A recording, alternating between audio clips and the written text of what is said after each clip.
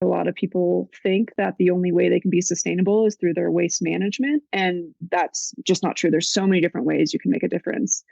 So what we really look at quantifying at Sustaio is the everyday touch points of the individual. So of course that's your waste, but then also it's your diet, it's your transportation choices, it's your household energy management, your water management.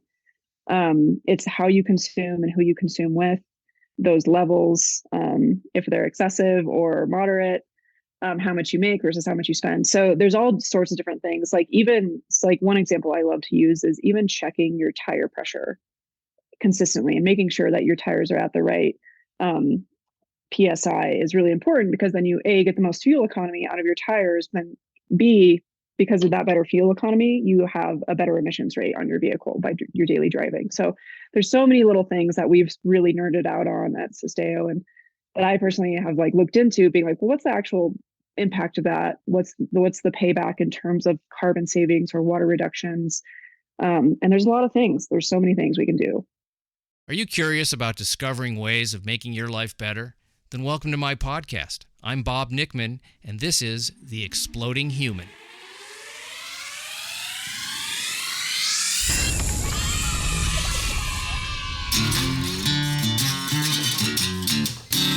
Listen in while I talk with all kinds of people in the fields of personal growth, health and healing, alternative therapies, psychology, spirituality, environment, and the future.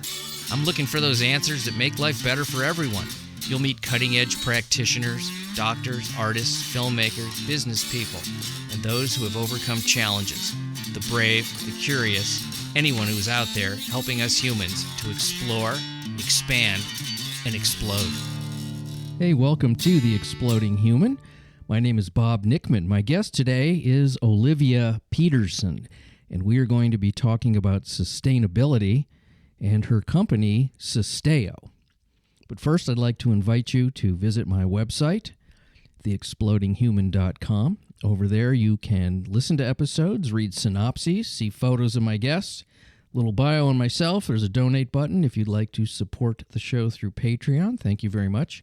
There is also a YouTube channel where you can listen, The Exploding Human with Bob Nickman, and there's the Exploding Human Facebook page. My guest today is Olivia Pedersen. She is the CEO of a new company called Sustaio, Sustaio, and they are all about sustainability, education, and helping to improve all things environmental. We are going to be talking on a wide range of topics that have to do with our environment, such as the clothing industry and alternatives to some of the clothing products and leather, the building industry, how we can recycle certain items for building use and alternative products for that business. Also water, farming, almost every area of our life where we can figure out ways to do things in a more sustainable way. And make sure you go to sustaio.com, because you can do your own carbon footprint report, as well as learn about the things you can do in the various areas of sustainability. And check out the show description, because there's a lot of great links that Olivia has sent me. And what I wound up feeling at the end of this episode was a lot more hope than I thought. So that's the good news. So please check out Olivia Pedersen. You're in Telluride, Colorado. I'm in Los Angeles. And through the magic of the internet, we're having a conversation today about sustainability and what we are doing as a species to our wonderful, beautiful planet, and how your work is helping to mitigate the issues that environmental problems are creating. And I wanted to start with the book that you read that influenced you, called The Walmart Effect, which by Daniel Fishman, I believe, was the author. You read it 20 years ago, and it changed your life 20 years ago. What is the Walmart Effect, and how did this sort of spin you in this direction? Yeah, so The Walmart Effect, an amazing book. It's about 20 years old now, but I think would still be very relevant to just understanding global systems and supply chains and global commerce generally.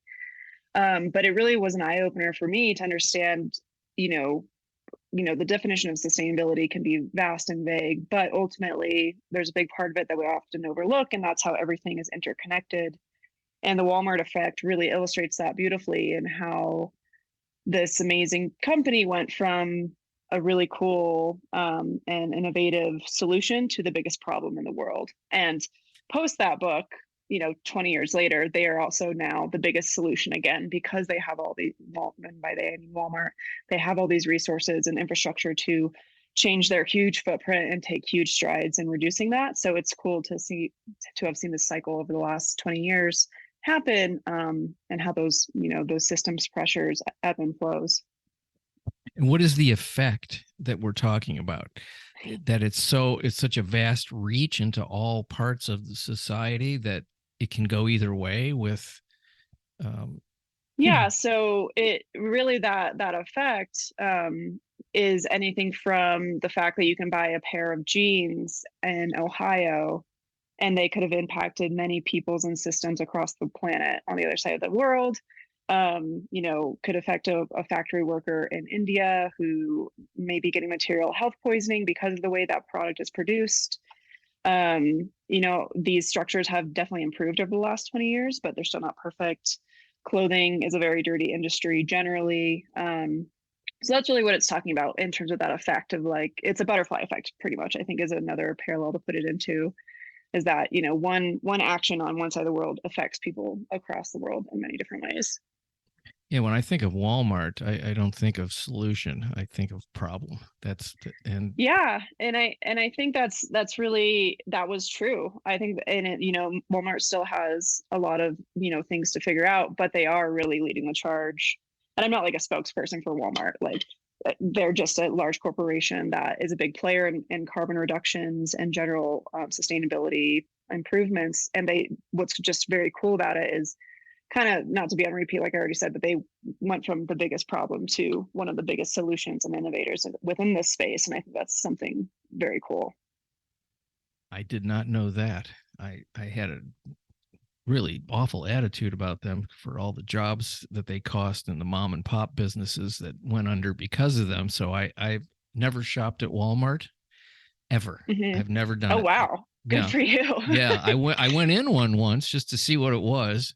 Yeah. And I walked out, and that was it. I looked around. I went, okay, this is, and they opened in a smaller town that I was living in Ohio at the time.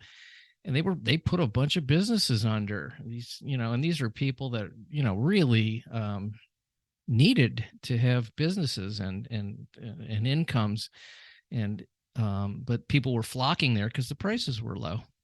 Right.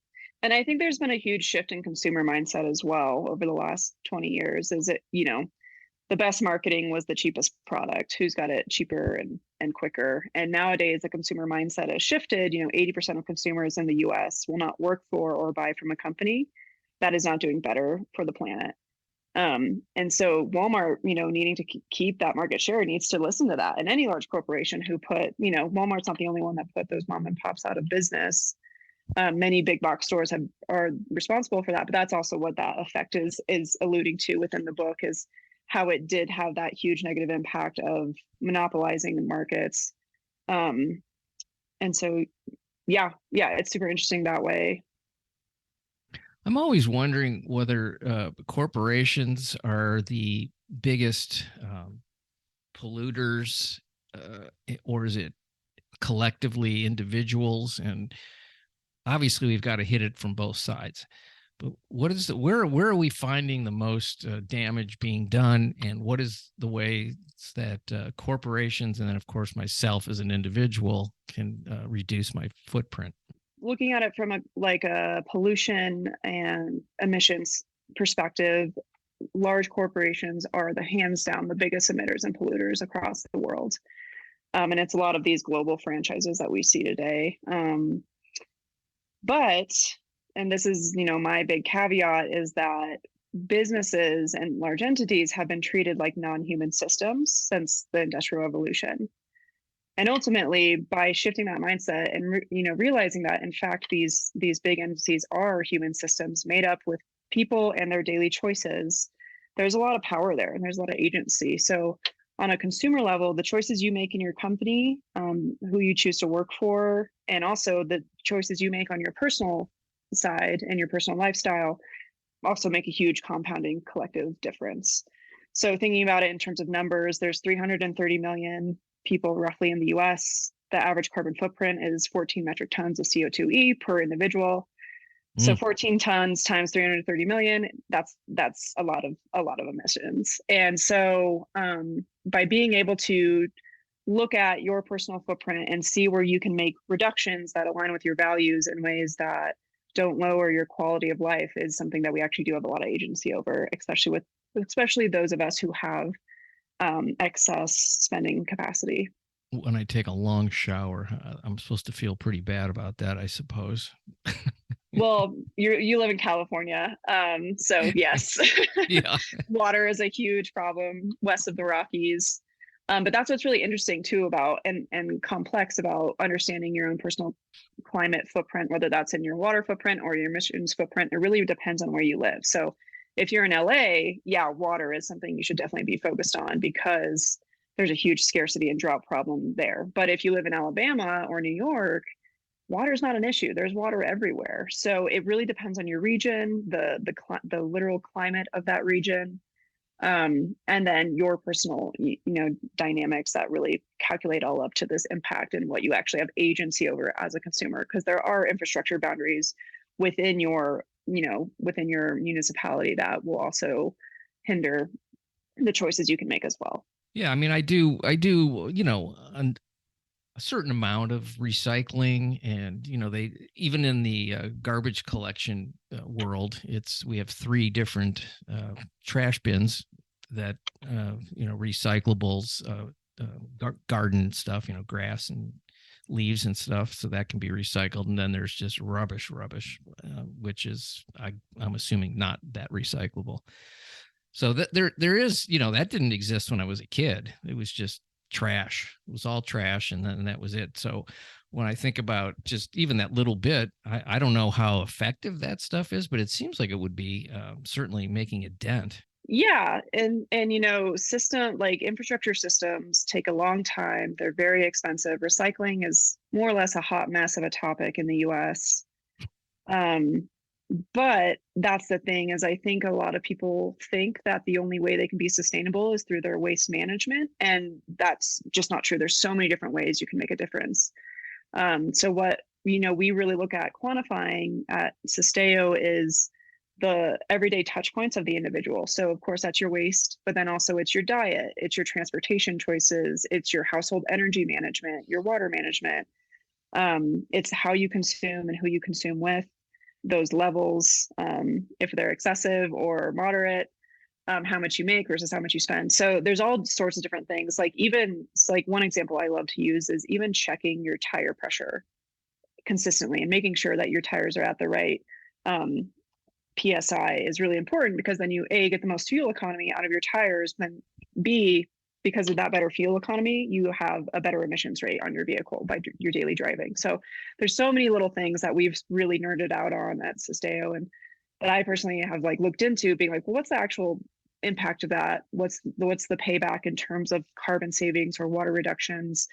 And there's a lot of things. There's so many things we can do. You mentioned clothing being what you called a very dirty industry. I have a personal sort of dislike for fashion, for a couple of reasons. One, I don't care about it, and that industry has managed to trick people into thinking they need to change what they're wearing 3 or 4 times a year in order to fit in and be cool and trendy.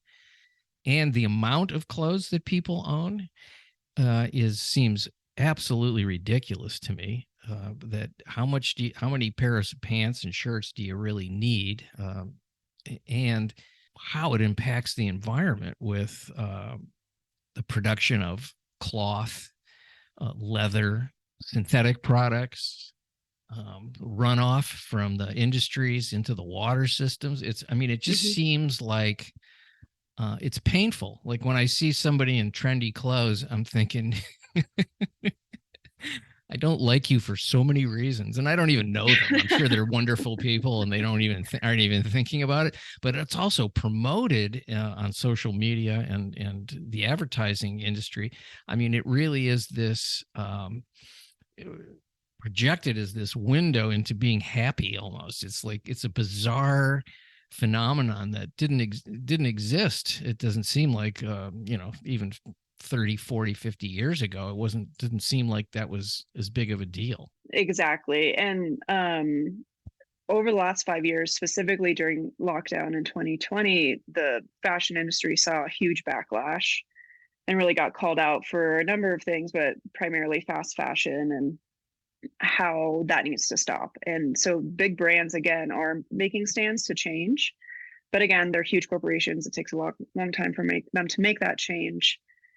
And something that really, again, is this lesser talked about thing within fast fashion is, consumers have a lot of agency there. So like, if you don't believe in fast fashion, stop buying 12 pounds of clothing every quarter. There's a lot of choice that we have control over with fashion, particularly. And there's a lot of cool new innovative companies popping up where you can buy used, you can sell used clothing.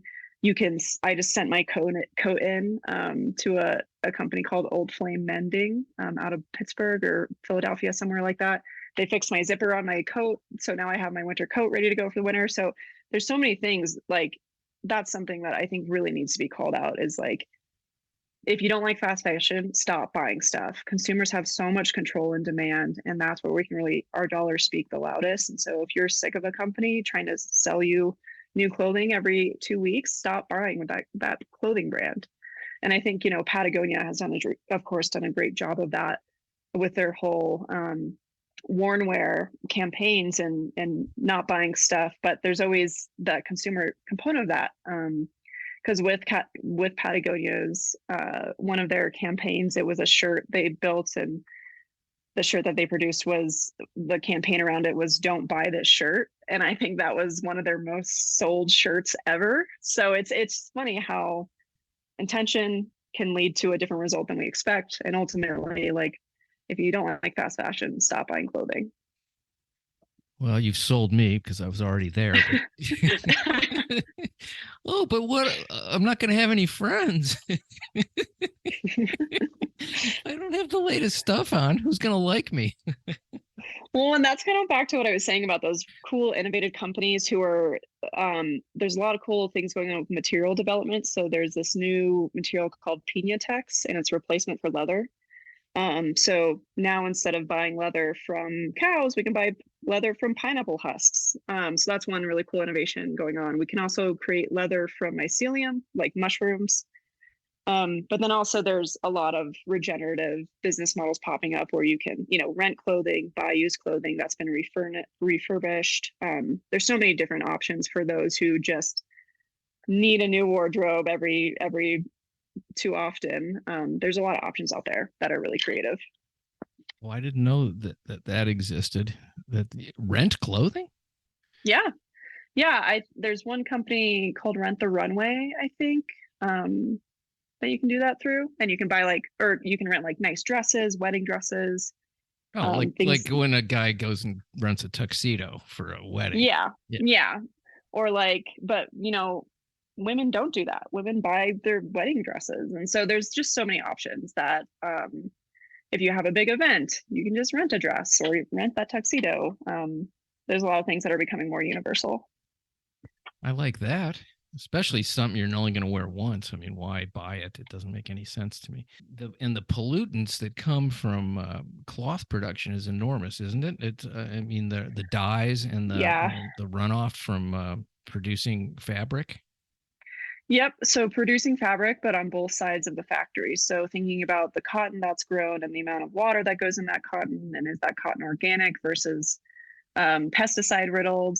And that goes for any material. And then on the other side of the factory, all the affluents or other pollutants that'll come out of that factory and affect the systems below them on that river, for example. So, towns that'll be downstream of these factories have gotten poisonings.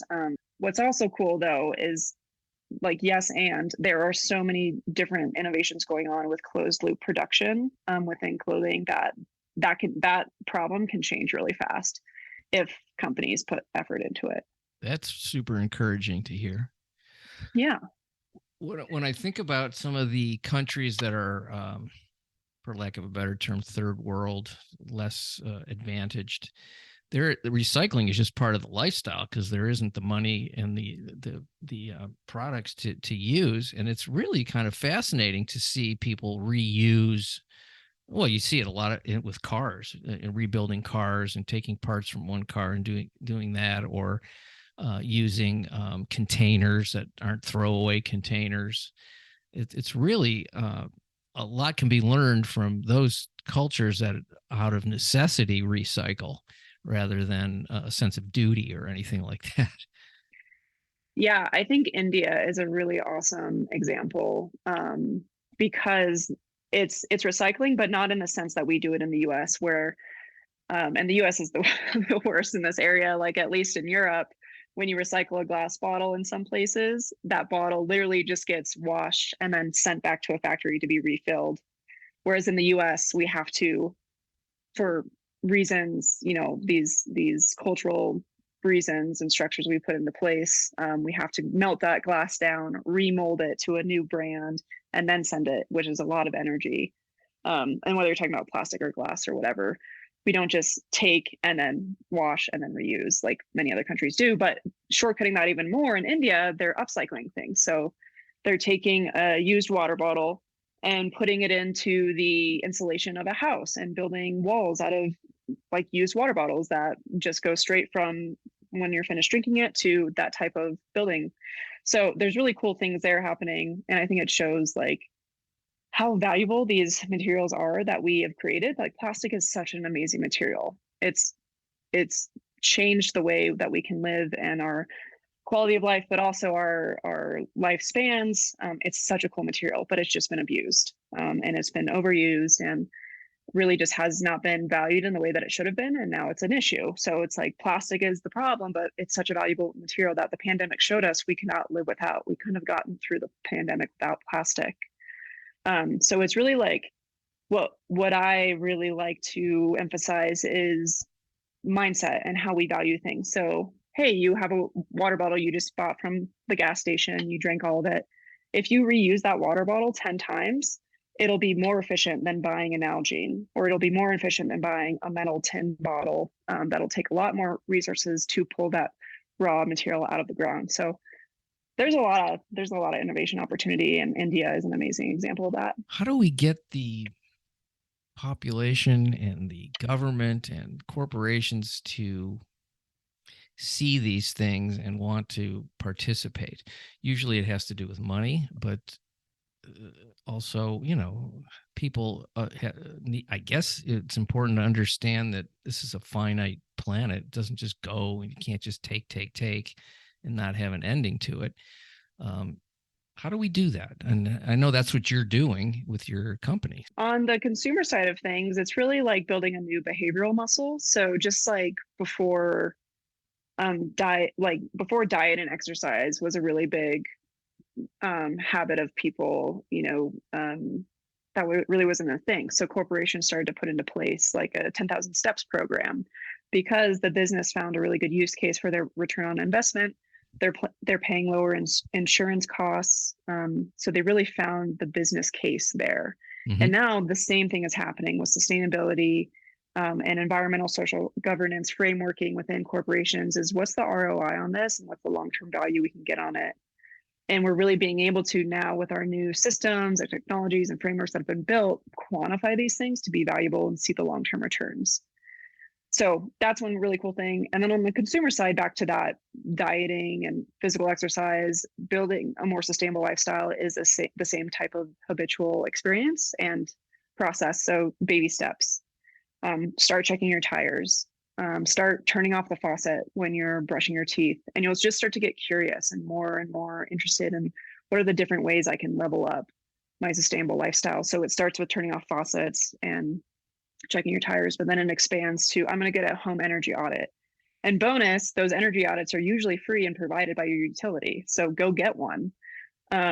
Rebates, like you can just start to gamify this in a way where you just see the benefits financially, economically, but then also within these other values and metrics like emissions reductions, water, climate resiliency. All these things are going to become more and more important, especially depending on where you live. So like Florida, for example, they're going to have to change their way of life just with these new floods and water rising there. And now I'm kind of going on a tangent, but a lot of communities, like we have climate refugees in the US. This is not a third world problem where only third world countries are seeing these climate refugees. We have those, and we have these groups that are already being affected in Louisiana and Florida, everywhere around the water, on the Gulf. So it's already happening and it's here. That's a really scary term, climate refugee. It's really scary when you think, I mean, you always think about desert, the Sahara Desert, people have to move or they die out there because there's, but we're having it here. That's amazing when you think about, it's not just like one disaster and some people had to move. It's a big deal. When you think about, you own a home on the Florida coast. It's a dream come true, and it's just gone. And then you rebuild it, and then 5 years later, it's gone again. That would make me want to move. I would go, I can't do it again. Once maybe. And even I hate to say it, Bob, but even in California, I think the people who are affected by wildfires are climate refugees because so many people are moving out of Southern California, Northern California. Like my mom lives in Northern California. She has to evacuate every year. Luckily, her house doesn't burn down, but that's part of her annual ritual is evacuating the house, sometimes 3 times a summer. So yeah, these problems are really real. And, we kind of talked about this already, but humans by nature don't deal with a problem until it's right in front of their face. And we're kind of getting there. Yeah, I know several people that have moved out of California for those reasons. It's the other part of it is that with expanding communities, there's housing developments built in areas that really weren't ideal to be building houses in the first place. Places that did burn anyway, and now there's homes there. But so that's part of it. But geez, I can't. I know a guy that he lives here, but every house around him burned down during that last 2 years ago. There was a big fire here, and the only reason his didn't is he was out every day clearing brush with a huge radius around his house because he was afraid of that.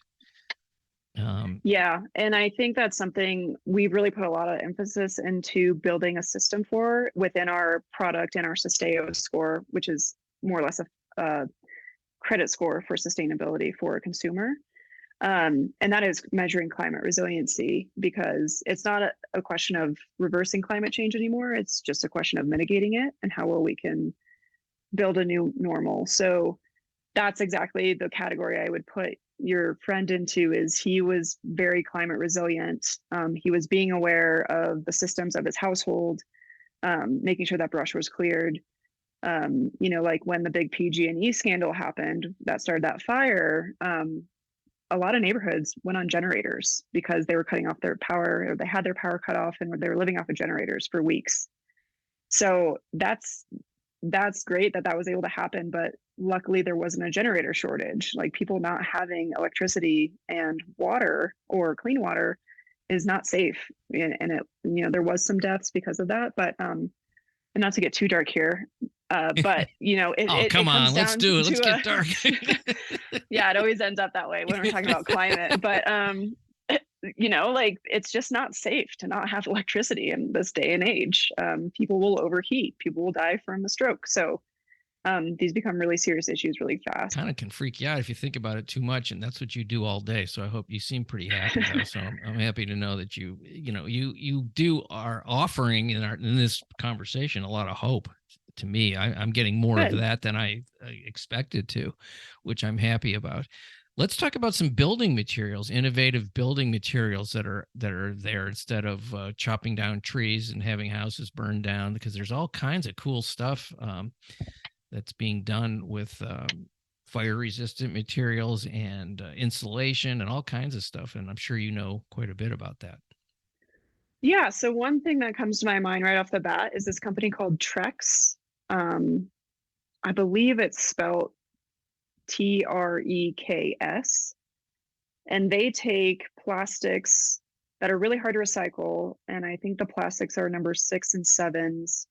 I'm not sure if that's correct, but ultimately it's the film plastic that you put your vegetables in, or that you get your clothing in when you order online, any sort of package you get online, that little plastic film.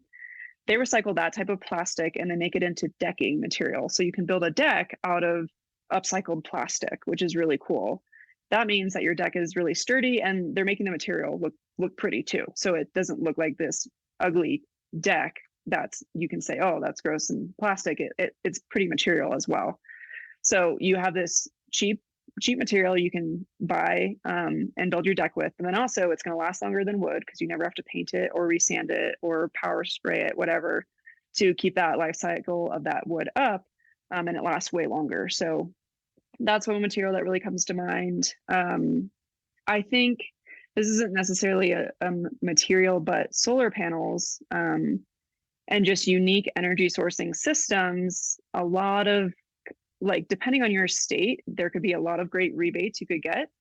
The state government might even pay you to put those solar panels on your roof. And then you could maybe even sell the electricity you produce that you put from the solar panels you put on your roof back into the electricity grid, making a small amount of money. But that's pretty cool. So that's another thing. And ultimately, what's really cool happening, this is kind of a tangent, but in commercial buildings, and I think this is another cool example of hope. Commercial buildings used to be built horribly unsustainable just because those systems weren't built, but because of LEED certified, the LEED certification that you can now get for your building, and most builders are trained in LEED certifications. Most buildings today, commercial buildings, are built with the most sustainable standards.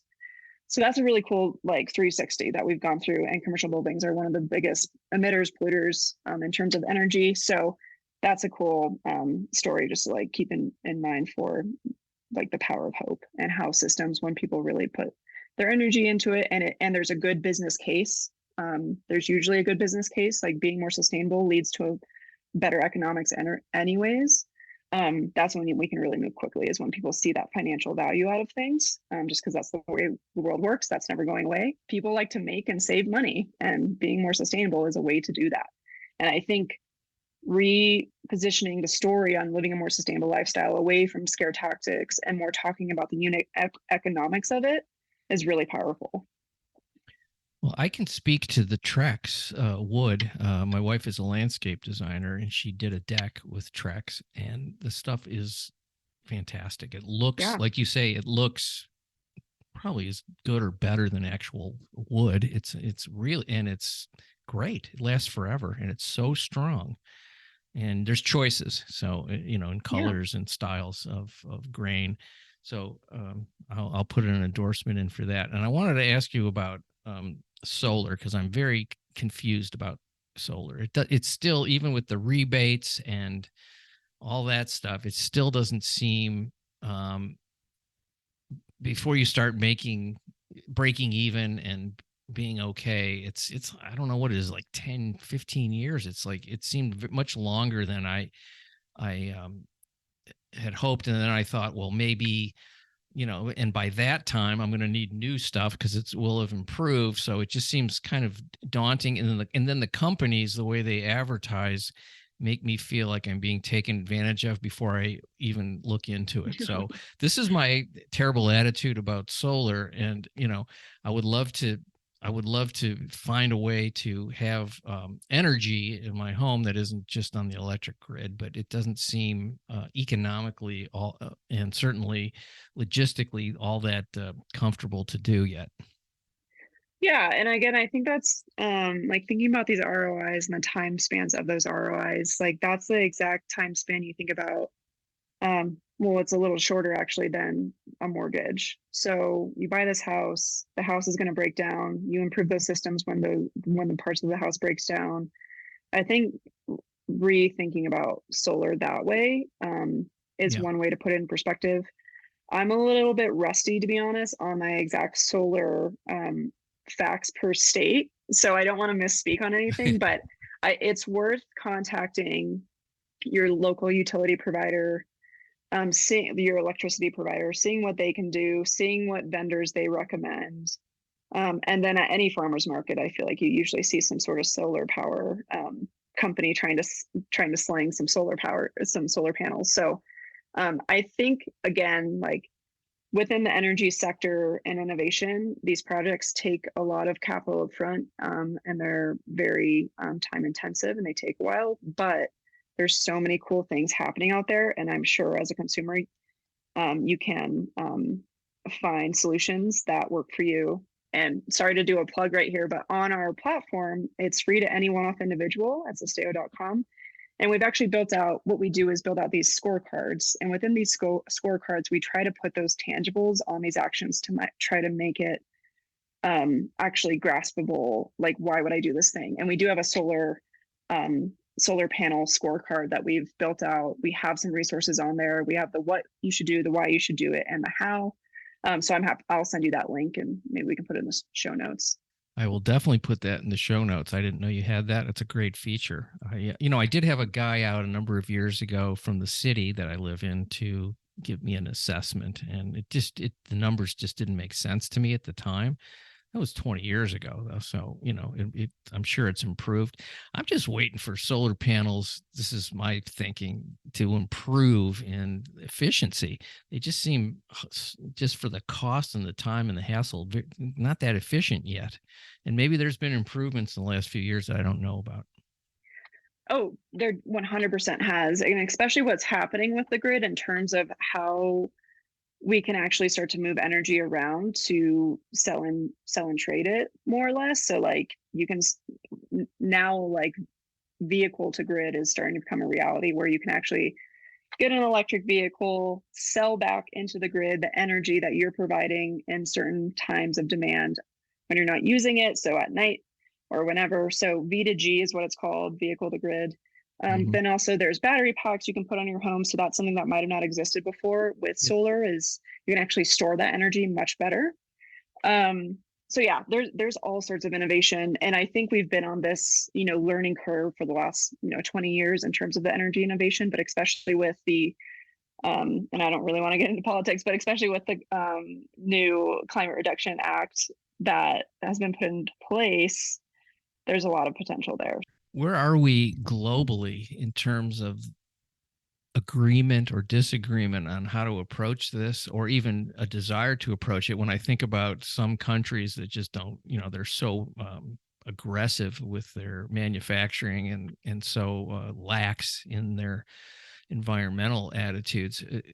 Is it possible that we can get people on the entire planet to be working toward the same goal? And are we headed that way? Because sometimes I think we are, and then sometimes I'm like, oh, what's going on in China? They're just, billowing black smoke into the air. Of course, there's going to be like downfalls, and on some projects, every 2 steps forward will be 1 step back. But that's what happens when you try to get the whole world working towards one goal. We've never been able to do that in the past, and we now have the technology to do it. You can Zoom anybody around the world. The communications are amazing, obviously. So, and what's interesting, the silver lining of COVID is that really accelerated that information and technology. So short answer, yes, the leaders of the world who are part of the United Nations are coming together. They've created a climate pact at COP26 a couple of years ago. And they will be ultimately for COP27 continuing to evolve these plans, and everybody's feeling these climate implications everywhere in large and small ways.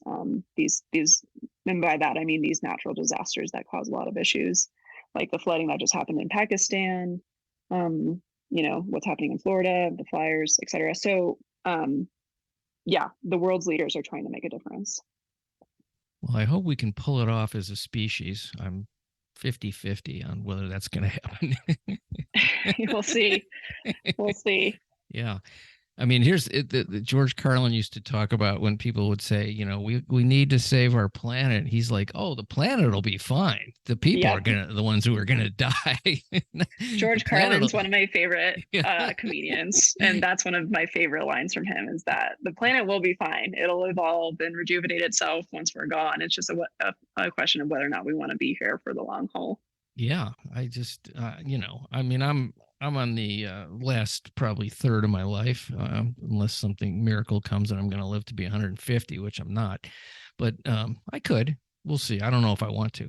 But so I'm not going to see some of the things that my kids are going to have to deal with. And that really is disturbing to me, that when I think about what are we handing our younger folks and the people after that. I mean, it really is not a nice thing to do, to screw up the environment. I mean, like I was saying to you before the show, without all the problems that we have become moot if there's no planet to have them on. Like the way I see everyone's climate journey happening is we all are on this, starting point of awareness, and you're like, okay, the world's ending. I can be a part of the solution. And then you take the first step and you start to look into that and you realize just how big of a mess and a problem this all is. And that's when you really spiral down. And so on this line journey, you just peaked and you're like, great, I can be part of the solution. And then you drop into, whatever you want to call it, depression, anxiety, stagnation, I hopelessness. Like hopelessness. Let's go with that. Yeah. And then you start to realize, and you get more educated on the topic, and you start to find solutions and patterns that work for you and start to take baby steps and kind of work your way out of that doubt or hopelessness. And so I think all of us on our climate journeys can really, if you're in that rut of, I don't think I can make a difference, I'm one person, that's not true. The choices you make in your everyday life, the choices you make as a consumer, the choices you make at work, those really do make an impact. Those really do make an impactful difference. And especially when 330 million of us are all making those cognitive choices. I see that's the attitude I think I want to foster. That's one of the reasons I do this show, is to get to so people can hear that there are people doing this work, leading the charge, and you're certainly one of them, and I really appreciate that. Obviously, it's not an easy task, but you're continuing on at. I'm going to plug your website now, sustaio.com, sustaio.com, and it stands for Sustainable. What is Inputs and outputs. Inputs and outputs. So sustain it going in, sustain it coming out.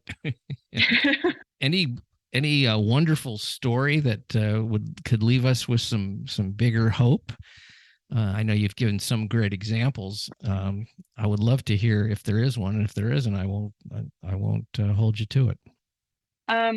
The one thing that really just we're a company trying to make a difference across the nation and then eventually across the world one day. But I think one of the biggest things that really keeps me going, gets me out of bed, because this is a horribly depressing field to work in. And why am I doing this? I get those daily cycles. Yeah, every day.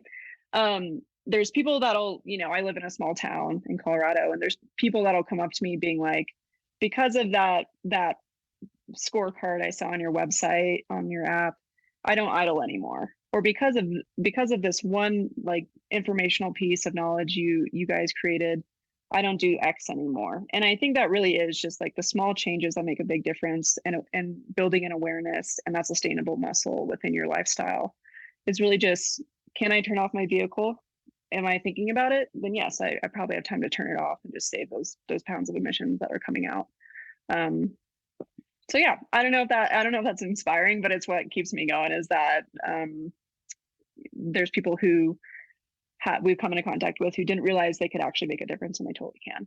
Well, that's huge. I mean, that really is what we're talking about. It's that if we start to change the mindset and the awareness, then the rest has to follow. It's not going to be a big, dramatic, one day it's messed up, the next day it's better. It's going to be a slow, incremental thing. It's like all great things that happen, it takes time to educate and to make people aware that it's important. So keep up that good work. I really appreciate it.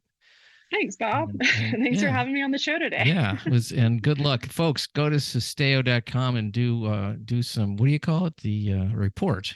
Yeah, so at sustaio.com, you can go get your Sustaio Score, which is ultimately your climate impact score, which will tell you in emissions, water, and consumption where your biggest impact areas are, and it'll give you the steps you can take to improve your climate impact. Thank you so much. Have a beautiful day. I really appreciate your time. Thank you. Thank you. Thank you so much for listening to The Exploding Human. Check out the website, theexplodinghuman.com, the YouTube channel, The Exploding Human with Bob Nickman, and The Exploding Human Facebook page. Big thanks to Olivia Pedersen for being a guest on the show today. You guys have a great day. Thank you.